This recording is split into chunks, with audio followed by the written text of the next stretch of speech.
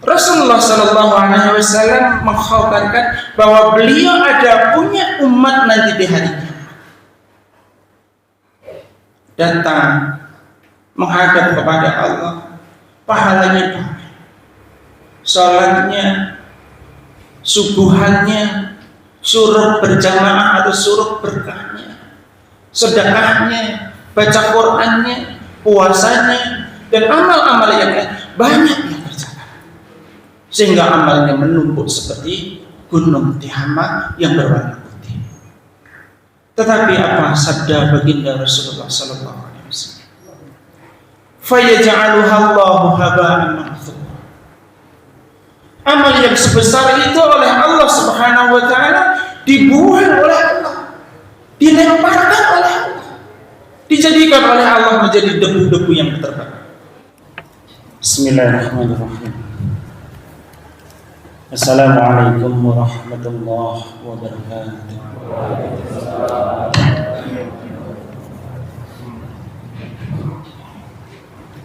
Alhamdulillah hamdan yuwafi ni'amahu wa yukafi mazidah. Ya Rabbana lakal hamdu kama yanbaghi li jalali wajhikal karim wa 'azimi sultan. Ashhadu an la ilaha illallah wahdahu la syarika lah wa ashhadu anna Muhammadan 'abduhu wa rasuluhu la nabiyya wa la rasula ba'dah. Allahumma salli wa sallim wa barik ala sayyidina wa maulana wa habibina wa syafi'ina wa qudwatina nabiyyuna Muhammadin sallallahu alaihi wasallam wa ala alihi wa sahbihi wa barik wasallam. Amma ba'du, ma'asyiral muslimin wal muslimat, bapak-bapak, ibu-ibu, saudara dan saudari sekalian, jamaah salat subuh rahimani wa rahimakumullah. Puji dan syukur marilah kita panjatkan kehadiran Allah Subhanahu wa taala atas segala nikmat yang Allah karuniakan kepada kita semua hingga pada subuh pagi hari ini. Salawat dan salam semoga terlimpahkan kepada junjungan kita Nabi Agung Rasulullah Muhammad sallallahu alaihi wasallam. Semoga pula salawat tersebut terlimpahkan kepada keluarga Rasulullah, kepada seluruh sahabat-sahabat Rasulullah, dan semoga terlimpahkan pula kepada seluruh umat Islam yang taat, yang patuh, yang tunduk dengan benar kepada Allah hingga besok hari kiamat. Allahumma amin. Ma'asyiral muslimin wal muslimat rahimani wa rahimakumullah. Setelah keislaman kita, setelah ikrar penegasan diri kita sebagai seorang muslim, seorang mukmin, hal penting yang harus mewarnai dalam kehidupan diri kita adalah menjadi orang yang saleh.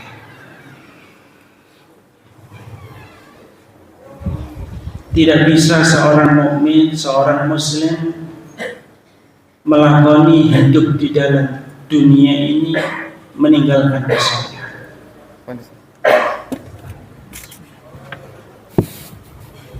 Begitu pentingnya menjadi orang yang saleh di dalam Islam ini, sampai-sampai baginda Rasulullah Sallallahu Alaihi Wasallam sendiri mengingatkan, bu'ithu liutammima masalihal akhlaq. Ada redaksi hadis yang lain, bu'ithu liutammima makarimal akhlaq. Aku ini diutus oleh Allah Subhanahu wa taala untuk menjadikan akhlak yang saleh bagi manusia. Saking begitu pentingnya menjadi orang saleh di dalam hidup ini, Rasulullah sallallahu alaihi wasallam memberikan tuntunan bacaan doa-doa kepada kaum muslimin di setiap kali kita duduk tasyahud di dalam sholat. Kita selalu berdoa kepada Allah, diajari oleh Rasulullah doa yang berkaitan dengan kesolehan. At-tahiyyatu lillah was-salawatu wat-thayyibah. Segala kehormatan itu adalah milik Allah. Was-salawatu wat-thayyibah, dan semua kesejahteraan dengan segala kebaikan-kebaikan adalah milik Allah. Assalamu alayka ayyuhan nabiyyu wa rahmatullah wa barakatuh. Semoga keselamatan untuk dirimu wahai Nabi, dan rahmat Allah serta berkah Allah semoga untuk. Assalamu alayna wa ala ibadillahis shalihin. Semoga keselamatan untuk kami juga dan untuk hamba-hamba Allah yang saleh. Penting menjadi orang saleh di dalam hidup ini. Allah sendiri mengkhabarkan seorang nabinya yang bernama Nabiullah Ibrahim alaihissalam, di ketika usianya sudah sampai di usia yang senja atau di usia yang tua. Sebahagian ulama mengatakan usia Nabi Ibrahim ini sampai pada usia yang ke-90 tahun. Dikala Allah belum karuniakan anak keturunan kepada Nabiullah Ibrahim, satu doa yang senantiasa dipanjatkan oleh Nabi Ibrahim, Rabbi habli minas shalihin. Ya Allah, karuniakanlah anak keturunan yang saleh kepadaku. Nabi Ibrahim tidak minta anak laki-laki. Nabi Ibrahim tidak minta anak yang kuat, anak yang ganteng, yang cakep, yang cantik, yang kaya. Tetapi Nabi Ibrahim minta kepada Allah Subhanahu wa taala, berikanlah anak keturunan yang soleh kepada aku. Fabasyarnahu bighulamin halim, yang kemudian Allah pun karuniakan, Allah ijabahi dari doa Nabi Ibrahim tadi, lahirlah anak yang halim, yang lembut, yang menyenangkan kedua orang tua. Saking pentingnya menjadi orang soleh di dalam Islam, Allah pun sebutkan kekecewaan mendalam bagi setiap manusia kala hidup di dunia belum menjadi orang yang soleh.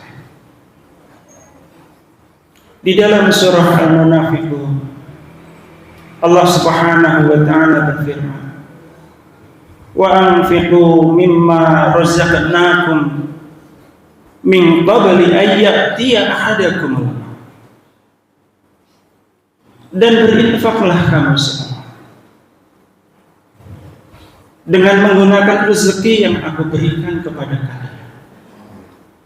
Min qabli an ya'tiya ahadakumul maut, sebelum ajal menghampiri salah seorang di antara kalian. Fayaqulu niscaya, ketika ajal itu sudah datang menghampiri kepada seseorang di antara kalian, kalian nanti akan minta kepada Allah, Rabbi ya Tuhanku, laula akhartani ila ajalin qarib,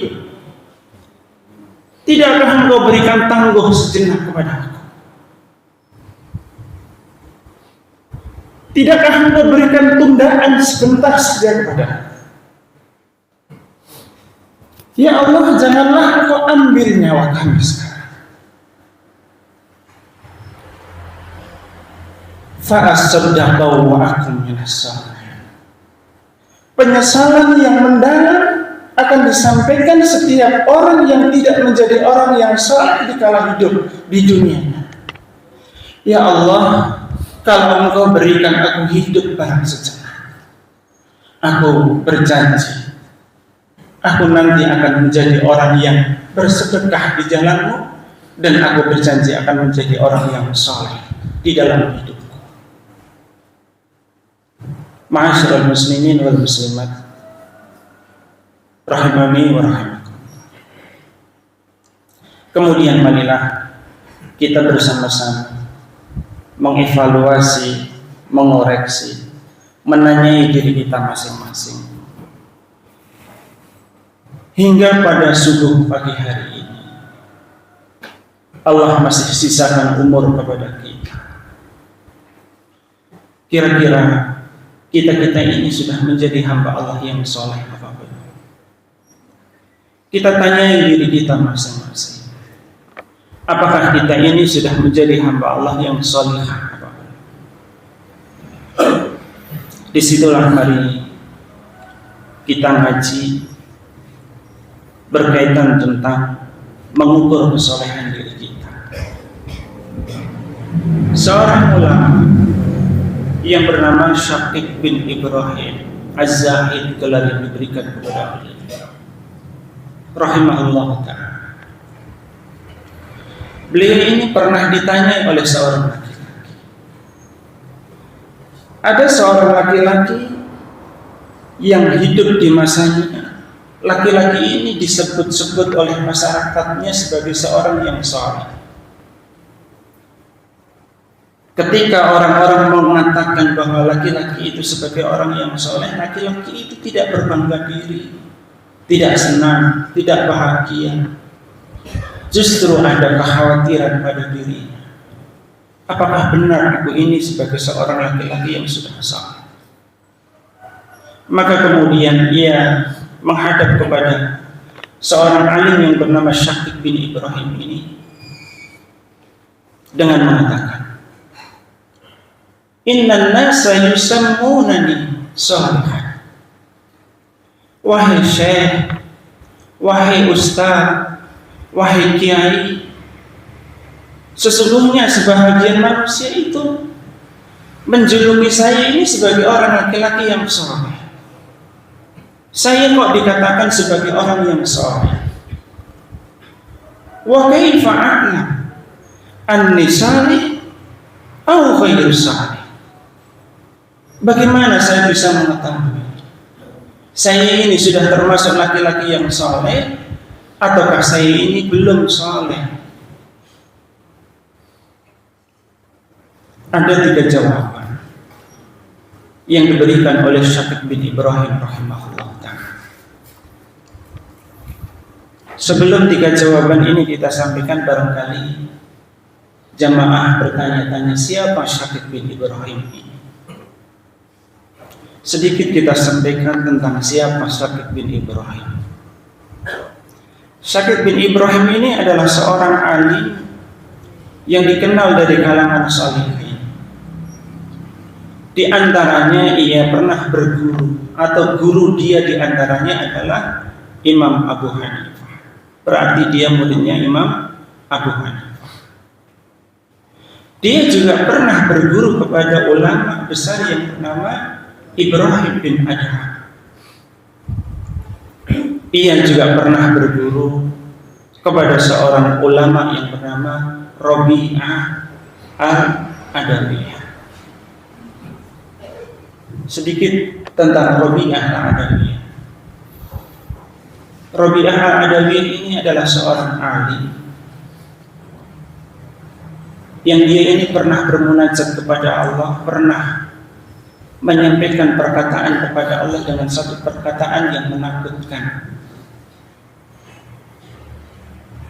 Dia bilang kepada Allah Subhanahu wa ta'ala dalam munajatnya, Ya Allah, kalau dengan ibadah yang aku kerjakan selama ini adalah dikarenakan saya ini mengharapkan kepada surga, maka aku mohon kepadamu ya Allah, tutuplah pintu surga itu untuk diriku. Ya Allah, kalau dengan ibadah yang aku lakukan selama ini lantaran aku takut kepada Engkau, maka aku mohon kepada-Mu, ya Allah, benamkan saja wajahku ini ke dalam neraka. Tetapi ya Allah, kalau dengan ibadah yang selama ini aku kerjakan lantaran aku cinta kepada-Mu, lantaran aku ini rindu kepada-Mu, maka aku mohon ya Allah, janganlah sekali-kali Engkau berpaling, memalingkan wajah-Mu dari diriku. Kecintaannya kepada Allah melebihi akan pamrihnya untuk mendapatkan surga. Rindunya kepada Allah mengalahkan akan kepentingannya untuk diselamatkan dari neraka.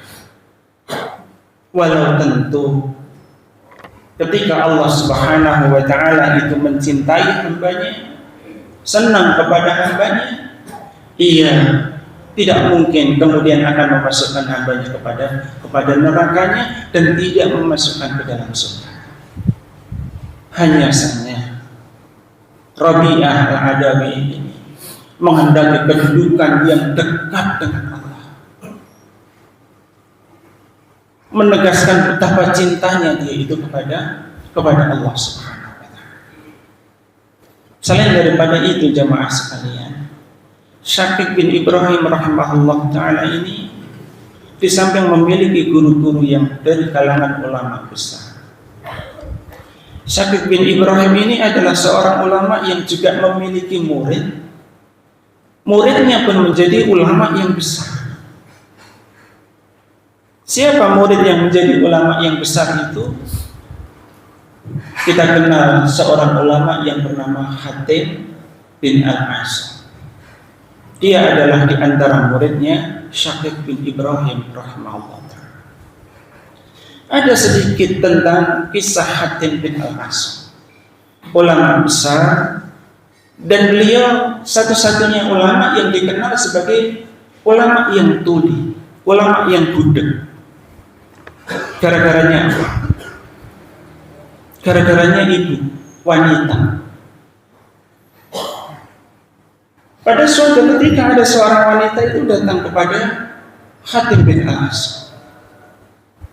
Dia ingin menanyakan tentang beberapa perkara yang ia hadapi di dalam hidupnya, perjalanan jauh yang tempuh. Maka ketika ia sudah dekat dengan Hatim Al-Asam, duduk dekat dan ingin berbicara kepada Hatim Al-Asam, tiba-tiba apa yang terjadi? Wanita tadi itu kentut dengan suara yang keras.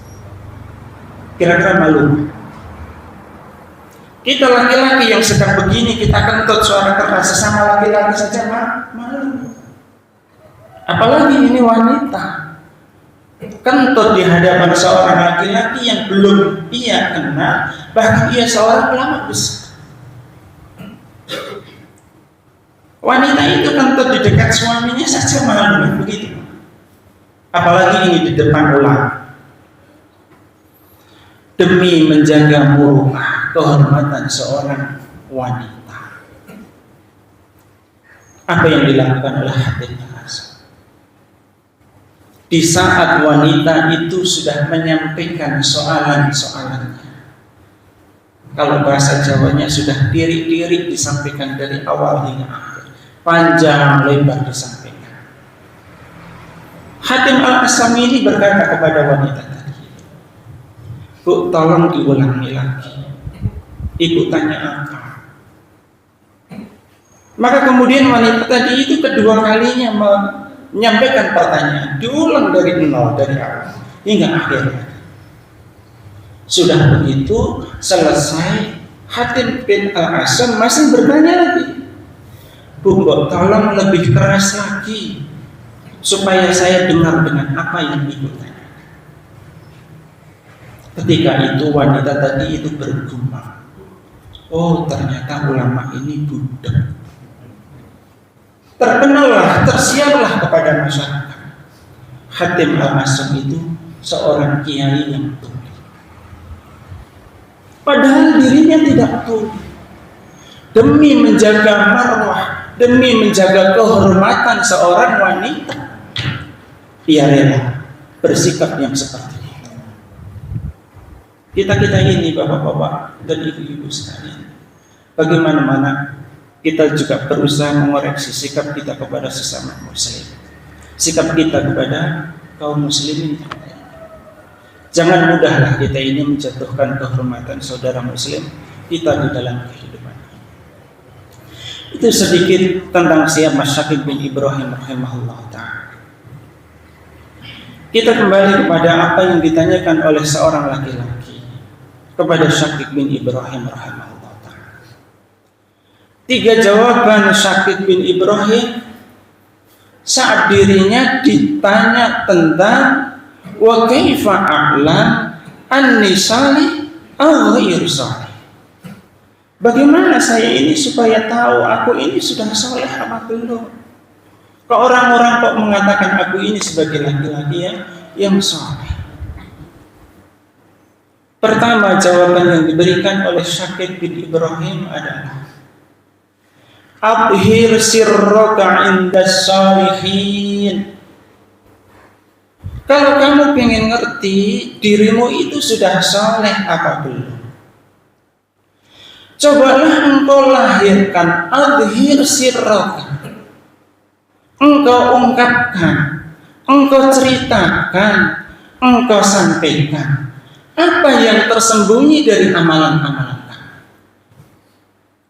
Dikala kamu tidak dilihat oleh manusia, dikala kamu tidak bersama-sama dengan jamaah masjid yang lainnya, dikala kamu tidak diperhatikan oleh umat manusia yang lain, seperti apa kelakuan kamu, seperti apa tindak tanduk kamu.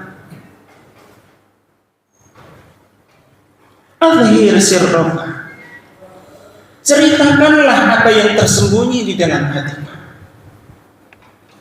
Adakah hati kamu itu hati yang bersih, yang selalu ingat kepada Allah, yang pintar bersyukur, yang banyak berzikir kepada Allah, ataukah hati kamu itu hati yang masih kotor, banyak berbisikan hasad, iri, dengki?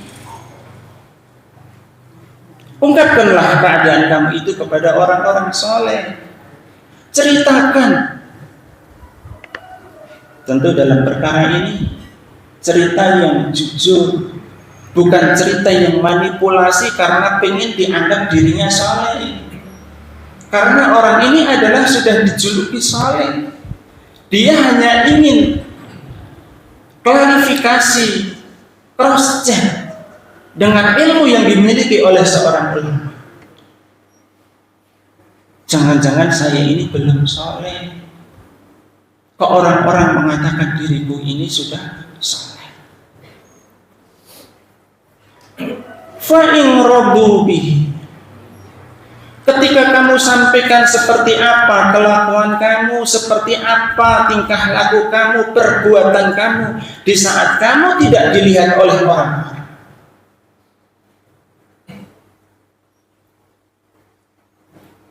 kok kemudian orang-orang soleh mendengar ceritamu itu mereka ridho, senang, ngerti seperti apa penuturan amal-amal.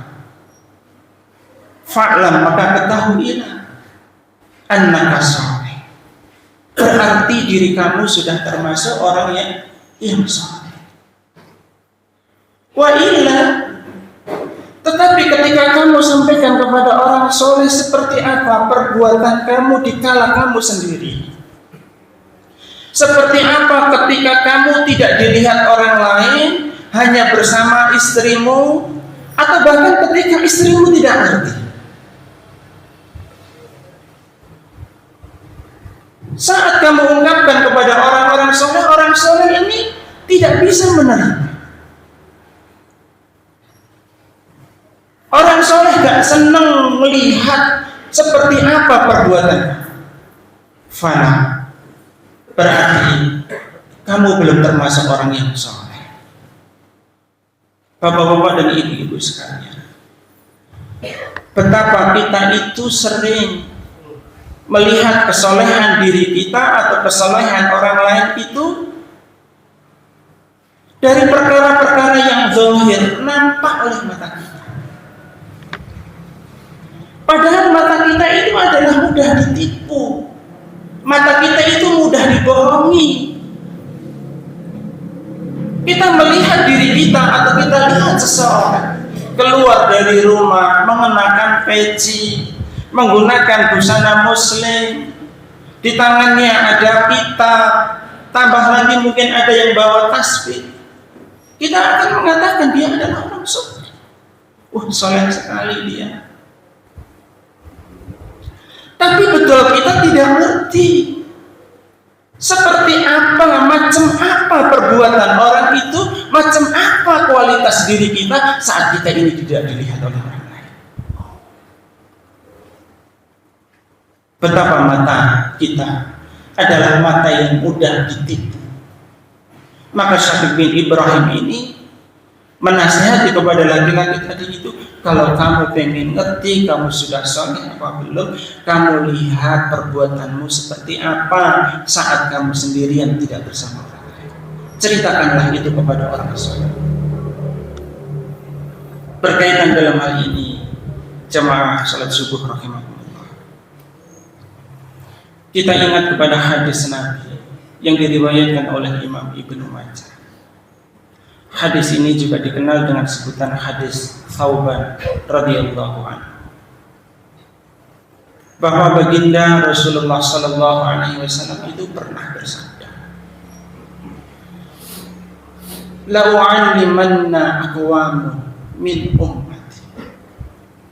Sungguh, la u'allimanna, aku akan melihat, sungguh betul-betul aku akan menyaksikan, aqwaman min ummati, adanya beberapa kaum dari umatku, ya'tuna yaumal qiyamah, yang kaum itu nanti datang pada hari kiamat, bihasanatin, dengan membawa hasanah.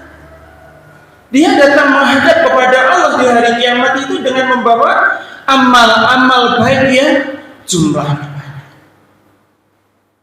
Saking banyaknya amal kebaikan kaum tadi, Rasulullah sallallahu alaihi wasallam memberikan gambaran perumpamaan atau permisalan. Amthalan jibala tihamatan baydah. Gedenya amal kaum tadi itu seperti gunung Tihamah yang berwarna putih. Gunung Tihamah ini berada di negeri zaman sekarang.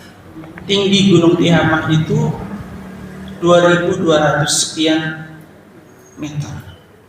Termasuk jajaran gunung yang tinggi di Semenanjung. Rasulullah Shallallahu Alaihi Wasallam mengkhabarkan bahwa beliau ada punya umat nanti di hari kiamat, datang menghadap kepada Allah, pahalanya banyak, sholatnya, subuhannya, suruh berjamaah atau suruh berkahnya, sedekahnya, baca Qur'annya, puasanya, dan amal-amal yang lain banyak yang berjalan, sehingga amalnya menumpuk seperti gunung Tihamah yang berwarna putih. Tetapi apa sabda baginda Rasulullah sallallahu alaihi wasallam? Fayaj'aluha Allahu haba'an manthura. Amal yang sebesar itu oleh Allah Subhanahu wa taala dibuang oleh Allah, dilemparkan oleh Allah, dijadikan oleh Allah menjadi debu-debu yang terbang. Allah enggak mau menerima amal kaum tadi. Allah enggak berkenan dengan amal kaum tadi, sehingga dijadikan oleh Allah seperti debu yang terbang. Permisalan yang diberikan oleh Allah termasuk di dalam surah Al-Furqan, wa qadimna ila ma 'amilu min 'amalin faj'alnahu haba'an manthura. Dan kami hadapi amal-amal mereka, ila ma 'amilu, dengan segala amal-amal yang mereka kerjakan, faja'alnahu haba'an mantsura, dan kemudian kami jadikan amal mereka itu seperti debu yang berterbangan. Allah tidak memberikan permisalan amal kaum tadi seperti debu saja, tetapi Allah memberikan permisalan haba'an mantsura, seperti debu yang berterbangan. Para ulama, sebahagian para ulama ahli tafsir memberikan penjelasan apa yang dimaksudkan debu yang berterbangan. Yakni mereka diantaranya mengatakan ma yara fil kawah id wudi'a nur syamsi ilaihi, yakni cahaya yang nampak, yakni butiran-butiran debu yang nampak di bawah genting kaca rumah ketika ia ditimpa oleh cahaya matahari. Apa yang nampak di bawah genting kaca rumah kita? Saat kamar rumah kita ada genting kaca, sinar matahari masuk ke dalam kamar kita.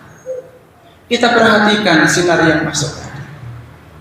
Ada benda-benda kecil yang berterbangan, nampak, bisa dilihat oleh mata. Tapi benda kecil tadi itu nggak bisa disentuh, nggak bisa ditangkap, dan nggak ada manfaatnya sama sekali. Kalau debu saja, bukan debu yang berterbangan, semisal debu yang ada di bawah karpet rumah kita atau karpet masjid kita. Kalau Ramadan biasa masjid bersih-bersih, dibongkar karpet, maka akan ada tumpukan-tumpukan debu. Debu seperti itu bisa dimanfaatkan kan? Masih bisa dimanfaatkan. Debu itu masih bisa disentuh, masih bisa kita serok untuk kemudian kita buat nanam, masih bisa. Tetapi Allah Subhanahu wa taala memberikan permisalan haba'an mantsura. Allah jadikan seperti debu yang berterbangan. Amalnya banyak, kelihatan, bisa dilihat oleh mata. Tetapi Allah nggak berkenan menerima amalan-amalan tadi dan dibuang oleh Allah menjadi tidak bermanfaat. Mendengar sabda baginda yang demikian itu, sahabat yang bernama Thauban radhiyallahu taala anhu, ia bertanya kepada Rasulullah sallallahu alaihi wasallam, "Ya Rasulullah, wahai Rasulullah, sifhum lana, jalhim lana." Aku mohon ya Rasulullah, terangkanlah sifat kaum itu kepada kami. Jelaskanlah jenis manusia seperti apa itu ya Rasulullah.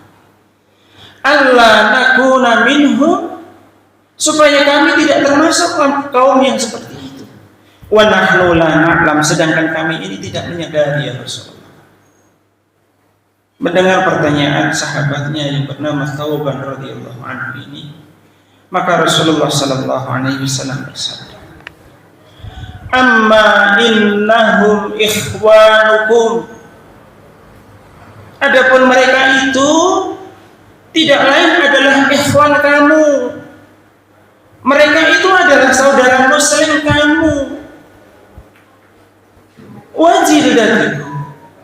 Dan mereka itu adalah generasi jenis manusia yang sama seperti kamu. Wa ya'khudhuna al-lail, dan mereka itu adalah satu kaum yang mereka itu ya'khudhuna minal lail, mereka gemar mengambil sebagian malam mereka. Ya Allah, astagfirullah. Sahabat Nabi itu adalah sahabat yang gemar mengambil sebahagian malamnya. Tidak dihabiskan untuk tidur, tidak dihabiskan untuk istrinya. Kita semalam salat malam enggak? Ya'khuduna minal lail kama ta'khudun. Kaum yang dibuang amalnya oleh Allah menjadi debu yang berterbangan itu adalah seperti kalian yang rajin melaksanakan salat malam, gemar tahajud. Amal yang hebat, yang berat, yang ketika umat manusia tenggelam dalam larut dan tidurnya, tenggelam dalam pelukan pasangan-pasangannya, ia bangkit dari tidurnya. Dalam udara yang dingin, ia ambil air wudhu, ia sempurnakan wudhunya, dan kemudian ia beribadah, menunaikan sholat tahajud kepada Allah Subhanahu. Walakin, tetapi kata Rasulullah,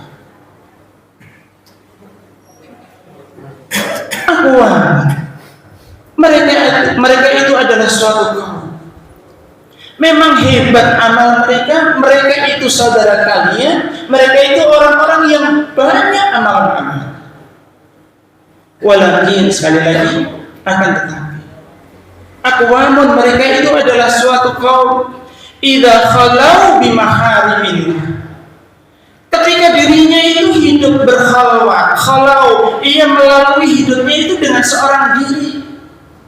Keluarganya tidak melihat, temannya tidak menyaksikan, masyarakat tidak melihat akan dirinya sedang apa. Tetapi diri orang tadi itu hanya berduaan dengan perkara yang diharamkan oleh Allah Subhanahu wa taala. Dia tidak dilihat oleh orang, hanya dirinya dengan perkara yang diharamkan oleh Allah. Intahu, kaum tadi adalah kaum yang berani melanggar perkara yang diharamkan oleh Allah.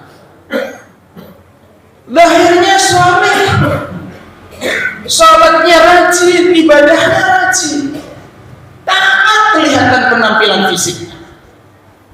Tetapi ternyata ketika ia seorang diri berduaan dengan perkara yang diharamkan oleh Allah, entah perkara yang diharamkan itu adalah perkara yang diharamkan untuk matanya, entah diharamkan untuk telinganya, entah diharamkan untuk pikirannya, entah diharamkan juga untuk farjinya, juga diharamkan oleh Allah dengan kepada tangan atau kakinya. Orang ini tidak takut kepada Allah, orang ini enggak malu kepada Allah, intahakuha, perkara yang haram tadi ia langgar dan ia kerjakan. Bapak-bapak dan ibu-ibu sekalian, kita lihat kesalehan diri kita, kita ukur kesalehan diri kita.